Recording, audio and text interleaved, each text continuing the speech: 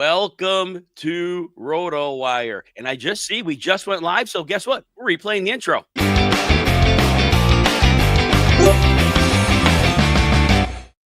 Clicking the button when it says go live is usually a good thing to do. Hey, James Koh is in the house, and I get right to business. Everybody knows that. But today, first show with James Koh. You are part of the RotoWire family, James. Hell yeah, I man. could not be more excited. Say hello to everybody from your RotoWire pad. Hey man, I'm so excited. I'm just super stoked to be doing a show with you. There's nobody, in my opinion. I mean, there's a lot of folks out there that are super prepared. Jim your shows are always just so unbelievably in depth, well researched. I love all the content that you're putting. So for me to be able to join your show, man, I'm super stoked. And plus, like I said, and we were talking about this before, I feel like these energy levels might be something that could match right now. You know what I'm talking about? So I'm ready to talk fantasy football, man. I'm ready to talk about some potential busts coming up here in 2025. Yes, and as we get started, because of my little snafu with the intro, welcome to the RotoWire Fantasy Football Podcast. We're sponsored by Circa Million and Circa Survivor Contest. And as I said 3 times, I'm Jim Coventry, and that's James Koh. Excited to be part of the team here. So, like James said, we're going to be doing a weekly show about busts in 2025 fantasy football. We are going to be the Grinch. It is the way it has to be. Not everybody can do the sleepers. We are taking the bus. Nobody wants that task. Me and James are on it. We're focusing today, James, on older players that will be busts in 2025. All right, before we dive into today's show, we always try to make you money. We're hitting a season-long player prop that we really like right now. So we're going to use the RotoWire Picks tool as we do this. And you're going to see this tool is amazing because what it does is it shops the books for you. And the beauty of of shopping the books is that when we shop, guess what? You find a number that's significantly better than you may see in a different place. So right now, we're going to bring this on the screen, and you're going to see this tool show up. And this is going to be a player prop for one Jerry Jeudy. Now, Jerry Jeudy, you're going to see here. If you're shopping, you could get him on FanDuel at 900 yards. But if you go over to other sites like Caesar Sportsbook, DraftKings, it's 925. 25 yards is 25 yards, James. Now, that's when huge. We talk about – go ahead. Yes. Yeah, no, I think it's huge because, again, I think that 925 number is a lot closer to where I'm kind of sort of leaning. That 900.5, to me, that feels like a smash. Let's just bet that over. I don't know how you feel about it, but it feels like an easy over for me just because, again, the Cleveland Browns led the NFL in pass attempts last year. I'm not saying that they're going to do that again. As a matter of fact, I think they come a lot closer towards league average. But I mean, again, this is a guy that Jerry Jeudy went obviously over 1,000 yards, over 1,100 yards last year. And to me, it feels like if you could get that extra padding of just going over 900 yards, that feels very comfortable for me. I've got him. Where do I got him at, man? I've got him projected here for. I got him projected for 970. So that's where I've got him at. So it feels like if you get that extra little buffer, that feels good to me. And that's why you use RotoWire for that. Now, my last couple points on Jeudy I want to make as well. 1,229 yards last year, but it was the second half of the season that really showed us. From week 8 on, Jeudy was getting 10.3 targets a game, averaging, James, 96 yards a game. Now, that's one of those games, he had that crazy 260 or whatever, but he was every week. Other than that one first week when Dorian Thompson-Robinson started, it was money every week. So, yeah, we are on this one. Now, in addition to this picks tool, RotoWire has completely updated the website, the app. This is the best time in RotoWire history to get access to this tool to make money and everything else at RotoWire. You choose any subscription at rotowire.com, and you use the code YouTube15. All right, let me back out of this presentation screen, and me and James are going to get back on the screen here, and we are back at it. So, as we said, busts here. So, James, when we start out with busts, I'm going to start with a quarterback, and I only have one. And everybody out there, we may disagree on these because James and I both have our own process. But let me tell you about Jared Goff. We went in the last year, James, and here's what I told everybody. I said, this is what Detroit's going to do in 2024 last year. I said, their defense is going to be top 6. They are going to come out playing hair on fire on defense. What are they going to do on offense? They are going to run the football. Through week 9, Jared Goff was frequently throwing 25 times or fewer a game. It was not going on. Through week 9, James, Goff averaged less than 20 fantasy points a game. But then all the injuries, everything fell apart. And what did Goff average in the second half of the year? 28.6, 9 more points per game. And we remember that. We are like, oh my gosh, how do you fade Jared Goff? Because he is just lighting up the scoreboard. That defense will be healthy this year. They have some offensive line issues. The whole interior is either Graham Glasgow reshuffled, 2 young guys at guard. That's going to be an issue for Goff as well. Because if teams pressure the inside, we've seen it, James. Goff is in trouble when he has to move. All these things together. I'm in fear for Jared Goff. What do you say, though, one way or the other on him? Yeah, I'm leaning more towards with what you are saying. He's not necessarily on my bust list only because of his draft price. Right now, it seems like his ADP is pretty low. But I agree with all the tenets that you laid out. But I do wonder if drafters are smart this year in regards to Jared Goff, because again, it feels as if his ADP is pretty low. You know, you're not getting any rushing yards with Jared Goff, or very, very few. The offensive line, as you mentioned, is not as good as it was. The Ragnow loss, where are we at with the rest of the offensive line? I know they spent a second round pick on Tate Ratledge, which again, I'm sure that'll be fine. But we're not sure yet. We're not sure. You know, you've got a rookie as a trigger man on your offensive line. That can sometimes backfire against you big time, right? So I think there's a lot of things. I mean, and we're not even talking about the big elephant in the room, Jim, which is Ben Johnson is gone, man. Ben Johnson, he's up out of here, baby. You know, so, and that's the biggest one, right? Like there's just no getting around it. And what we don't know what we're going to get with Johnny Morton. Here, I think with Morton, he's got a lot of experience in the NFL, which is good. But the last time we saw him, it wasn't good. So there is that problem. And I know they keep saying that the offense is going to be the same, but Jim, you and I both know, man, it's never the same. It's never even if the playbook is the same, it's never the same, because sequencing of play calling and emphasis and how you run a practice. To me, that's the part that I think no one can see and no one can truly appreciate. How well is a practice run, right? And there's no fantasy stats for this, by the way. You know what I'm saying? Like, But Ben Johnson apparently ran a very efficient efficient practice, because, man, they got a lot of ground covered during the week, right? So is Morton going to be as efficient running his practices? I'm not 100% sure. We're not 100% sure. So, yeah, I think there's going to be certainly a downgrade for Jared Goff for sure. But I would just go back and say, I'm not 100% sure where the fantasy community is at in regards to ADP regarding Jared Goff. And depending on scoring system, in the 6 points per passing touchdown leagues, Goff is going as high as quarterback 9. And this is recent drafts.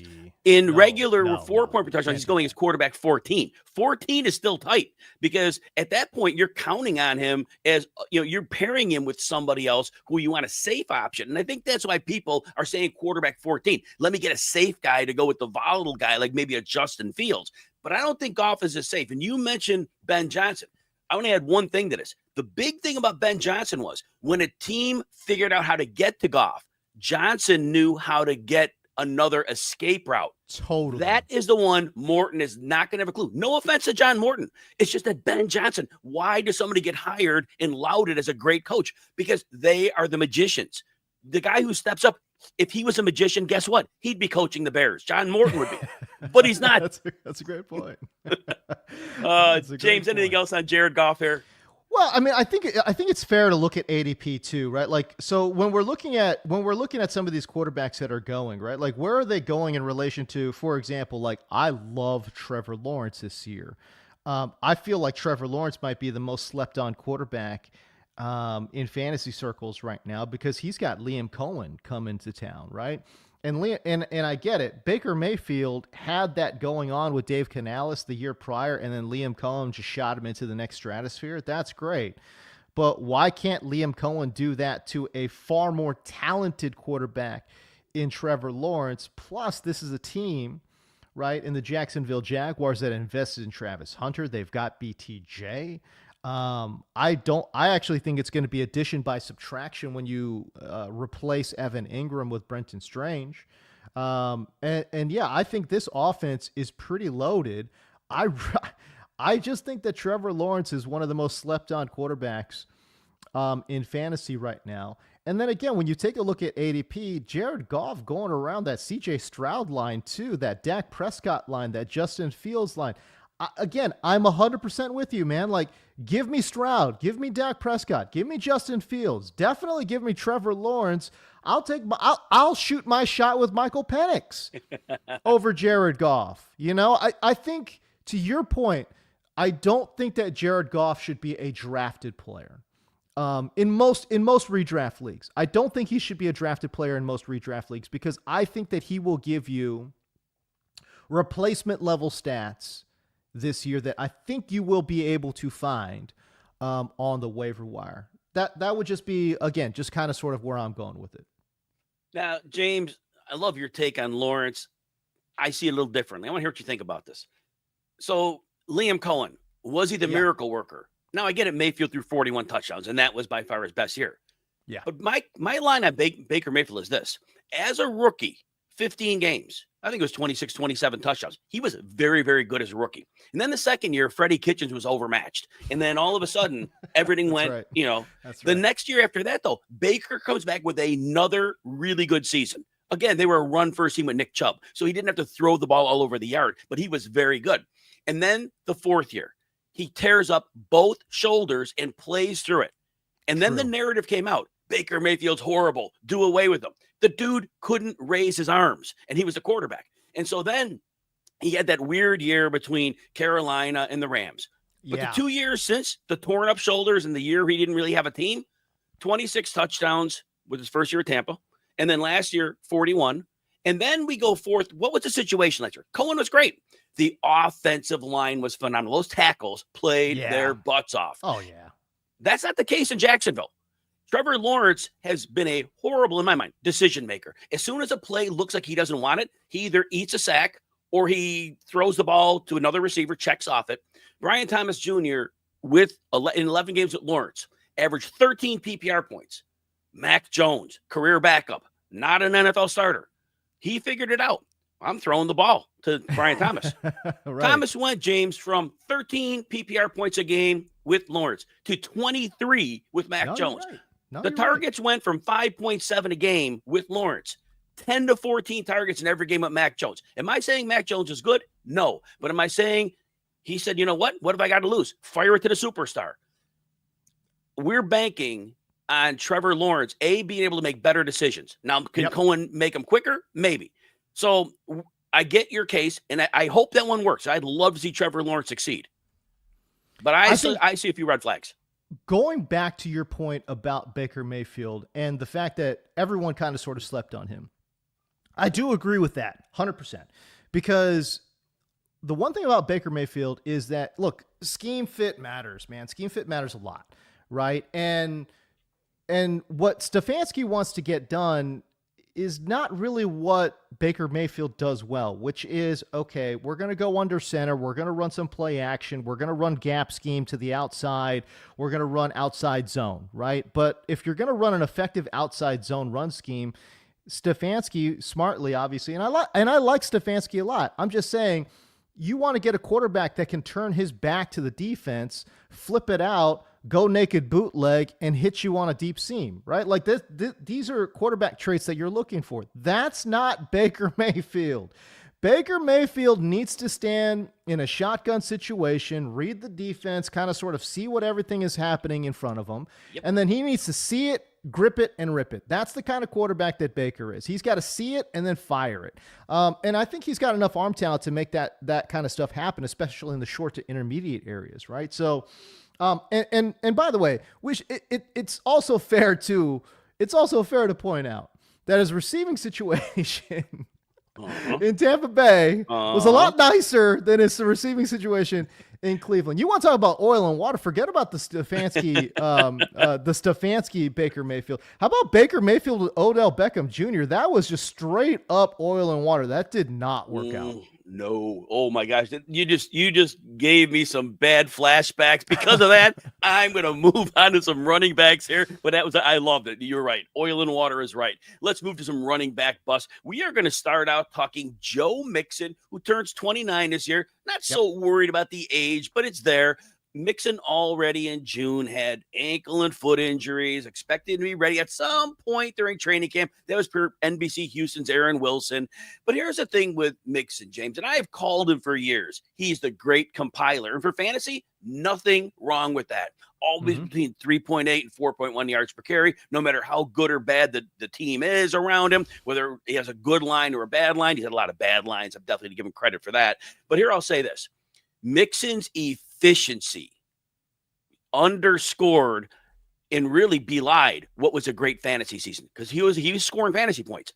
19th percentile broken tackle rate, 22nd percentile yards after contact, and the underlying metrics to the coaches on the team are going to be like, oh, this guy isn't getting everything we need him to get. For fantasy, again, he was great. But now here's my thing, James.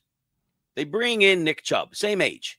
Nick Chubb was never going to be healthy last year. That catastrophic knee injury in 2023 game week 2, never going to be fine. He came back and he was not fine. Nick Chubb may be a liar. I don't think he is. In the offseason, he said he's back to squatting what he used to squat. He tested his own agility and speed. He goes, he is back to pre-injury form. If Nick Chubb is on this roster and he and Joe Mixon are practicing together, and do you think for a minute, if the coaches are going to see Nick Chubb playing like Nick Chubb and Joe Mixon playing like Joe Mixon, do you really think they're going to say, yeah, you know what, Mixon, you keep the starting job and we're going to keep Chubb in mothballs? It's a split for sure in my mind. But I think if Chubb is at 80% of what he was, he has to get 60% of the workload. Nobody's drafting Chubb, running back 60. People are drafting Mixon around running back 20-ish. Where do you stand on all this? I'm 100%. First of all, I've never, and anyone who's followed my work knows that I've never been a Joe Mixon guy. He's been routinely outperformed by quote unquote backups on pretty much every single team that he was on. Now, last year was a little bit different because Houston really didn't have too many options to go to.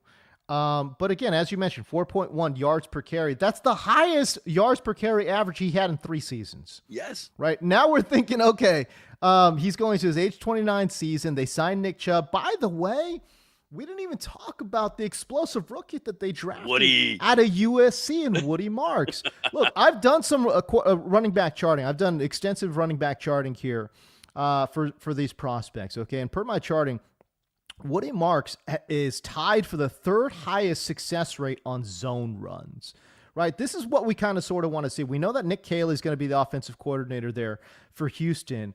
And it's a question as to what kind of run scheme are they going to utilize there in Houston. I know that when you take a look at what they try to get done last year, it was mostly a zone kind of concept. Look, D'Amico Ryans comes from that San Francisco background.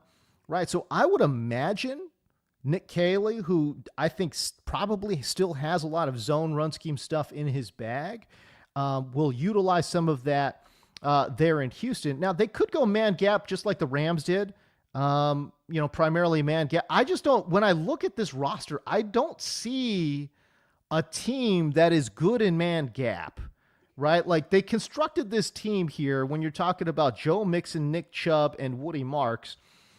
None of those guys screams man gap to me, like Nick Chubb needs to get to the outside. Joe Mixon definitely needs to get to the outside. And Woody Marks is absolutely one of these outside runners as well. So if the clues are there in terms of roster construction, I think they're going to go primarily outside zone. I don't know. We'll see.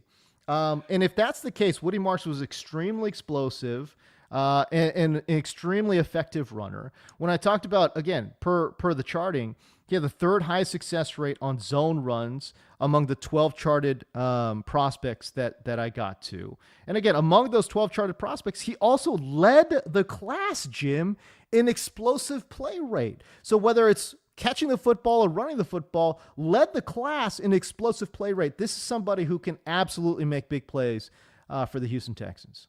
Yeah, we love Woody Marks. If he gets his opportunity, he's a player you want in your fantasy squad. You're going to watch the waiver wire because he's probably not getting drafted with Nick Chubb around, but he definitely want to keep that waiver wire eye open. And we'll be here for you. We will let you know when to make that pickup preemptively. All right, now we're going to move on, and we are going to tell you about the Circa Million and Circa Survivor. They're back with a massive $21 million in guaranteed prizes. The Circa Million. You pick 5 games against the spread. Each week, 18 weeks of action, 126 ways to win. $1 million guaranteed for the winner, and $6 million guaranteed in overall prizes. The Circa Survivor. 1 pick a week, no point spread. You last the longest, you win it all, at least $15 million guaranteed. You enter in Nevada, you play from anywhere, $21 million guaranteed. Visit circasports.com for details. All right, we move on. Another running back, Aaron Jones. And look, we're looking for veteran busts here. And I love Aaron Jones. I have been on him almost every year of his career. He really, really helped my fantasy teams last year. I got him at a nice discount. I got him along with Joe Mixon last year, and they really helped till Mixon kind of had an injury late, but they helped. But here's the deal with Aaron Jones. What the Vikings did in the offseason, James, they really told us a lot about what they want to be. We know they got J.J. McCarthy at quarterback who's never played a game. Well, they shored up that interior line. First-round draft pick on a guard. They go with Ryan Kelly, Will Fries in free agency. Bolster that. The tackles were already really good. Darasaw's coming back. And now that said, they trade for Jordan Mason. Now, if you remember, Aaron Jones fumbled 5 times last year. It's the second time in his career he's fumbled 5 times in a season. So first of all, I'm already thinking Mason's going to be an early down grinder. But I think with the fumbles, he probably gets the goal line as well. That leaves Aaron Jones in a great role as a receiver. But we don't know what J.J. McCarthy is in terms of throwing to running backs. It sounds dumb. Oh, how do you not dump the ball to your running back? The whole key to that, think Drew Brees back in the day. You throw the ball in his right hand so he can get immediately into full acceleration. We don't know this. And so it's a lot of questions with Aaron Jones, and he hit age 30, and I know he was great last year, but the possibility of decline is there. I don't like the external factors. Can he have a good season? Yes. I'm not predicting it, James. Where do you stand? I'm with you, and I would also say health comes into play here, right? This is a guy that played all 17 games last year. That was probably the most shocking thing for me in regards to Aaron Jones's performance last year. Look, this is a player that played extremely well. I mean, 1,546 total scrimmage yards, 7 total touchdowns. I don't care how bullish you were on Aaron Jones. I don't think anybody saw a 1,500-yard season coming from Aaron Jones at the age of 29. I just don't see it. He's been extremely efficient as a runner, 4.5 yards per carry last year. To your point, he saw an insane 62 targets last year. That was 8th most among all running backs, right? I don't think that he will get to that total here in 2025. I echo the sentiments that Jordan Mason may steal some goal line touches. Maybe not. I think Aaron Jones will still certainly get a crack to be a 3-down back. I think he'll get an opportunity, but I also think that Jordan Mason played well enough last year that he should get some opportunities. It feels like at best for Aaron Jones, it's a 60-40 split. And last year, Jim, that definitely was not the case. I mean, this is a guy that was playing, 70-30 splits, 80-20 splits week in and week out because they didn't have anybody else. Cam Akers, Ty Chandler. I mean, the husk of Cam Akers. You know what I mean? Minnesota was so desperate to get Aaron Jones relief that they literally went and got the ghost of Cam Akers to come back to Minnesota. Like, that's how crazy it was, right? So to me, it feels like Jordan Mason certainly is going to get some work. I think you just can't ignore the health factor, right? 17 games last year. The year prior, he played 11, right? And so running back's a tough position. I think that Aaron Jones, I'm not saying he's going to be hurt all the damn time, but playing 17 games as a 30-year-old back, that's pretty tough, Jim. So I would say that I think health is a concern. And when we're taking a look at downside risk, I'm not saying he's going to be a pure bust, but when you're looking at downside risk, Aaron Jones has a ton of downside risk when you're taking him wherever you're going to take him in your draft. And I'll hate to see it when it happens because I love Aaron Jones. He is what's good about football. So, again, I'd love to be wrong on this one, but it's not where my findings lie. So, hey, the NFFC RotoWire Fantasy Football Online Championship is live. You play fantasy football against your favorite RotoWire experts on the NFFC this season. Myself, Jeff Erickson, Nick Whalen, and more RotoWire analysts will compete for the RotoWire NFFC Online Championship for a shot at $250,000. You sign up for a draft today at rotowire.com/high stakes. That's rotowire.com/high stakes. James, we are moving to some wide receivers. These are veteran players that we're looking to bust. I'm starting out with Tyreek the Cheetah Hill. Look, Tyreek Hill had a bad wrist injury last year. We all know that. But does a wrist injury explain a 38th percentile yard after the catch rate for a player that's commonly in the 90s? To me, age. He may have lost a nanosecond, but for that level of elite speed, 38th percentile yards after the catch tells me a lot. The other problem, Tua Tagovailoa, very limited quarterbacks. Defenses have learned how to take stuff away from him. Can't drive it to the perimeter. Okay. Underthrows, deep passes. What do defenses do? They cloud up the middle of the short area of the field to make those windows tighter. What did Tua do last year to evade that? Dump it to Jonnu Smith, who used to be with the team. Dump the ball to Devon Achane, and that was it. Dump offs. And so Tyreek Hill, worst season since his rookie year. 81 catches, 959 and 6. It was ugly. And now you've heard at least 3 times this offseason, James, Tyreek Hill is not happy there. He's not happy. He might have lost a nanosecond. He's got a limited quarterback. I don't see how this goes well at wide receiver 15. Can I just throw this a wild kind of like, I don't know how to feel about Tyreek. I really don't. I could see him pulling back time here and just saying, you know what, screw it. Let me just go get this 1,700 yards again. Let me just go do that. You know what I'm saying? I could see that happening. That being said, I think the last point that you made about him not being fully invested in the team, forget about he's just not invested in this team at all. Yeah. Right. So my wild thought here is, and tell me if I'm just, you can't really capture this in fantasy, but it's like, but what about if he forces his way out of there?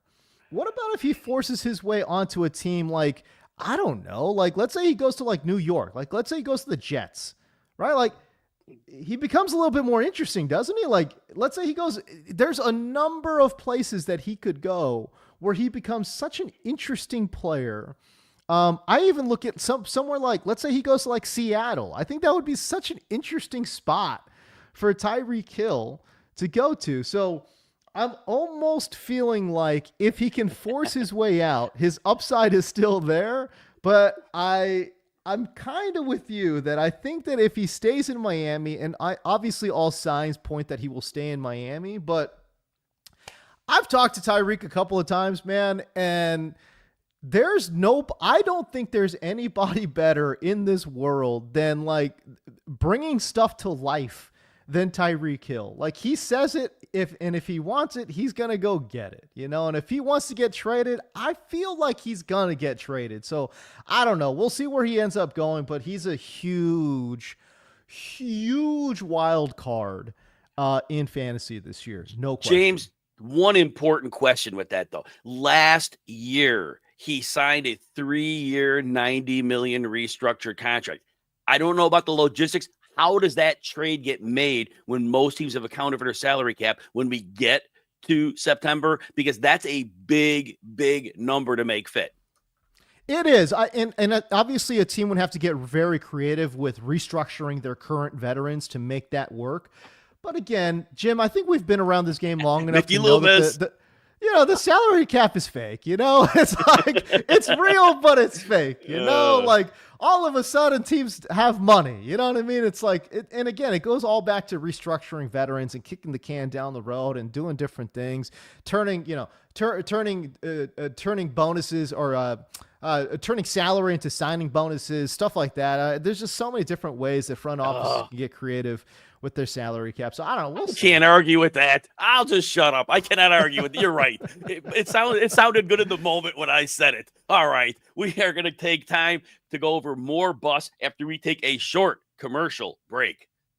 All right. We're back to our next veteran wide receiver bust.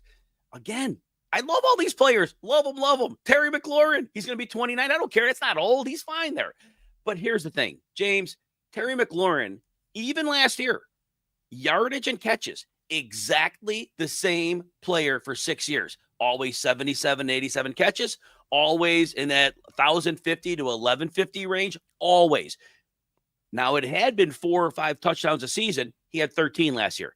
Right. This year, we're paying for the 13 touchdowns. Right. Can it happen again? Sure.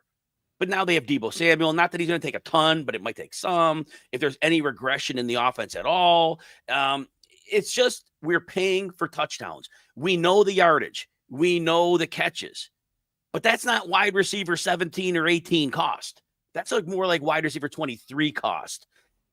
Maybe he gets a middles of touchdowns, and maybe he gets you close to ADP, but I still think that's a bust out because I think touchdowns are very fickle to go on, and it's a problem for me. Is he the catastrophic bust? No. But at cost, there are a lot of players in that draft range who I would much rather have. Where do you stand on Terry McLaurin? Again, I'm with you on this one in regards to downside risk. And I think there's a couple other factors going on here too, right? Like I hate to be the vibes guy, but I'm just going to be a vibes guy. Okay. For a second here, but Terry McLaurin holding out, waiting for this contract thing, like that doesn't really sit that well with me either, and again, you're talking about a player that was hyper efficient. He got to where he got to on just 117 targets. That is well below, I don't want to say well below, but that's generally below top 25 wide receiver volume, right? So when you're talking about 117, we need this guy to be up closer to 130, 140, preferably 150. I don't think the offense has it in it to go to 150 for Terry McLaurin, especially Correct. at the age of 30. But 117 last year is pretty low, all things considered, but hyper efficient. And again, when we're taking a look at the catch rate, it's a 70% catch rate for Terry McLaurin, and he's running some of the most difficult routes in football, man. Like, he's catching deep posts, like he's catching boundary 9 routes. Like, what are we doing? It's crazy. I would just say this, man. I think if the efficiency goes down, if he loses just a tick of his athleticism, if he just loses a tick of the chemistry because he's, holding out, waiting for this new contract. And by the way, I support him getting this new contract. For all the crap that he has dealt with in his Washington tenure, how do y'all not pay this man? Give him a 4-year 120 and let's get the hell out of here. It's fine. It's okay. Just pay him $30 million for 4 years. We're good. He deserves it, for God's sakes. Anyways, but the efficiency I think is going to come down just a little bit. And can I also bring this up, Jim? The fact that we are going into year number 2 of a Cliff Kingsbury offense, there has never been a time in Cliff Kingsbury's coaching career where year number 2 has gone better than year number 1. I don't even go back to Texas Tech, go back to Arizona. It doesn't happen. Nope. Teams figure out Cliff's basic ass offense and they scheme against it. Can you scheme against somebody like Jaden Daniels? Maybe not, but I think you can scheme against, the wide receivers, certainly. And again, Terry McLaurin's this super static wide receiver. They don't move him around. He's like anchored to one side of the football field. They don't they never use motion. They don't put him in the slot. Yeah, you can scheme him out, man. And I do believe that if opposing defenses end up doing this, Terry McLaurin could be in trouble. I was eating crow on Cliff last year because I felt he couldn't Same. make it through the second half of the season. I thought teams would adjust. And what ended up happening was the way defenses played them, they put a deep shell against them, and then they gave them everything they wanted underneath, knowing Zach Ertz can't run. And when Eckler was healthy, he missed time with a concussion, but they weren't worried about that beating them. We saw Philadelphia work twice, playoff game in week 11-ish, and we saw Pittsburgh, it worked with them. They were able to do it. Other teams, but there are going to be some wrinkles to that. So I love what you're saying there. Cliff Kingsbury has proven over time. Good luck with the encore, my friend, because it's probably not working out. All right, man. I hate these names, and we are villains because we are like trashing like the royalty of the NFL here. The next player on the bus list. Hold my breath. Mike Evans. Can't say this. I cannot say this. I love Mike Evans. Hall of Famer, first ballot, probably, maybe, should be.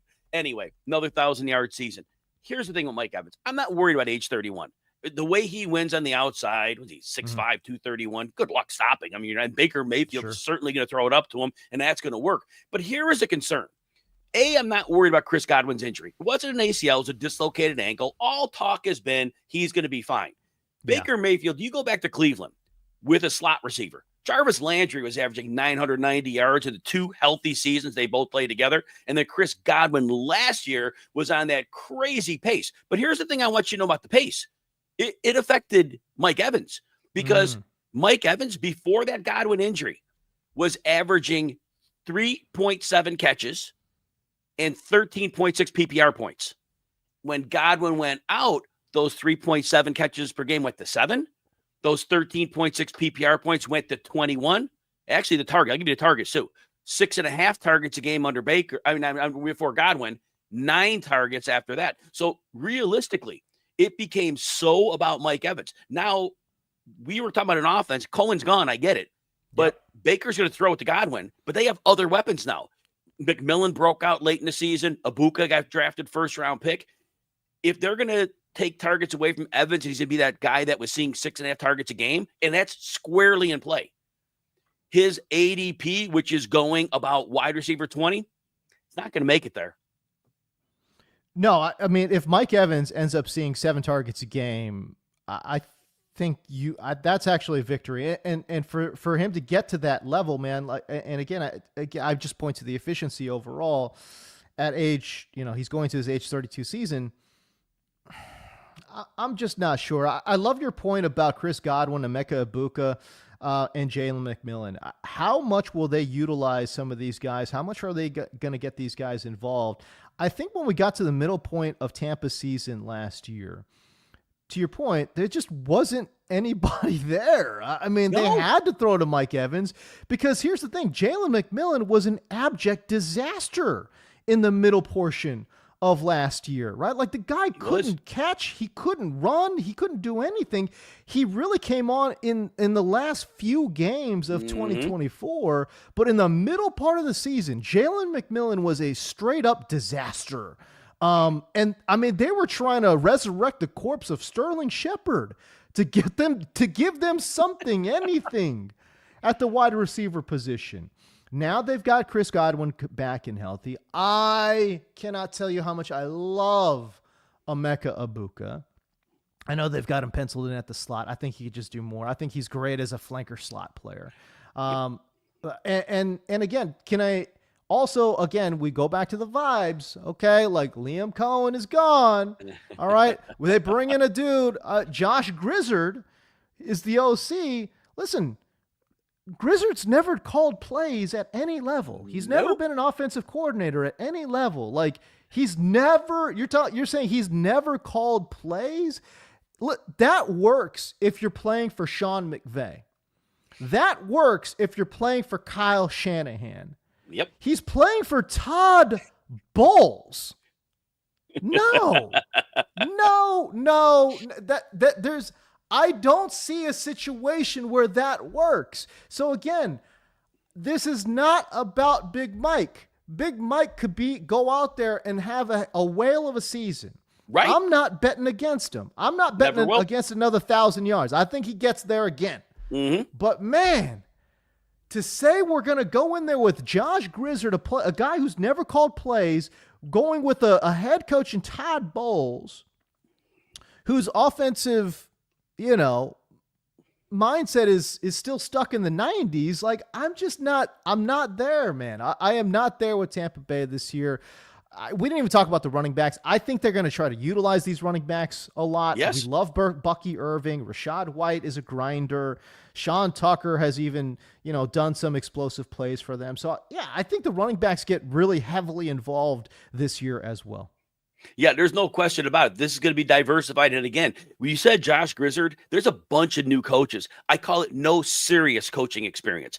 Oh, you may have had titles here and there or whatnot. Yeah. If you haven't called plays, as we say, sequence plays, you don't have serious coaching experience. Right. And to think you're just going to put this next person up at coach and say it's going to work, you have another thought coming. I am happy there's a lot of veterans in Tampa, and I think that helps. But to your point, right on with that. Not trusting Josh Grizzard to be the answer. Hey, is there something you wish your fantasy league had, or features that are missing from your current leagues? Bonus scoring, custom schedules or playoffs, deeper team settings? Well, look no further, because we have you covered with our friends at Fantrax. Fantrax is the most customizable fantasy platform in the industry, offering the greatest fantasy experience for your dynasty, keeper, redraft, and best ball leagues. Fantrax even offers college football fantasy leagues. Create or join a fantasy football commissioner league, invite your friends, and dominate your draft this season. Fantrax is the top dynasty football platform in the industry. Fantrax is running a special promotion, and you don't want to miss it. Sign up for free at fantrax.com/RotoWire today for your chance to enter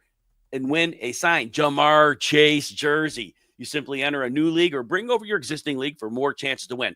Again, go to fantrax.com/RotoWire. Sign up today. Fantrax, the home of fantasy sports. We're going to do one more tight end today, James. We are going to talk about Evan Engram of the Denver Broncos. Now, Engram is 31 this year. He had an injury-plagued year last year. Nothing was really going right other than Brian Thomas Jr. in the second half of the season.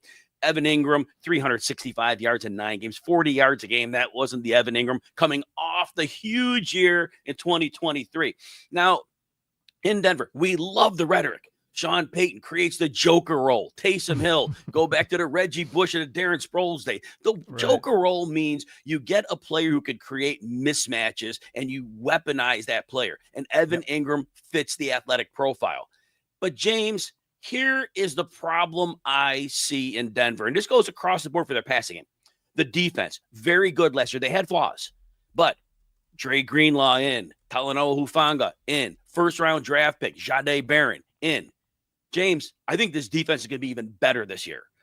They couldn't run the ball. Go ahead. Yes, please. No, I was going to say there's no reason why they can't be just as good as they were last year. And last year I thought they were really, really good. I mean, for me, it all starts on their outside corner play, right? Like it's a shutdown situation there with Denver, right? So, and they, as you mentioned, they added these linebackers, and that was an area of need for them, and they addressed it. And they got to it, and that's good. I'm with you. I think this defense is going to be really, really good. To the Evan Engram side of it. Oh, hang on. One more setup, though. One more setup before we get to Evan Engram. The second part of the setup is, James, last year, they could not run the ball. Excellent offensive line. Wonderful. Maybe top of the league. Javonte Williams running in mud. Jaleel McLaughlin had a little lucky had their success in 2023. That was gone. Audric Estime, please. They couldn't run. So what do they have to do? Cortland Sutton got his. Marvin Mims late. But, James, before you get to Evan Engram, this team has 2 running backs now, R.J. Harvey, and they have J.K. Dobbins. Mostly healthy, missed 4 games last year. They're going to run the ball, James, and they're going to play defense. I don't see a passing attack that supports Sutton, Mims, and Engram.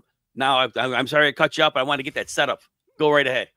No, it's perfect with what, again, with the thought that Evan Ingram's just not going to create for you in fantasy in 2025. I mean, look, he's going to be 31 years old, and I feel like so much of this guy's production has been smoke and mirrors. It's been manufactured.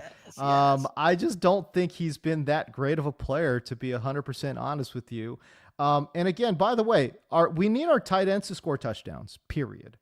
Right? This is a player who last year had 1 touchdown. That's fine. Going all the way back to 2018, he's topped out at 4 touchdowns.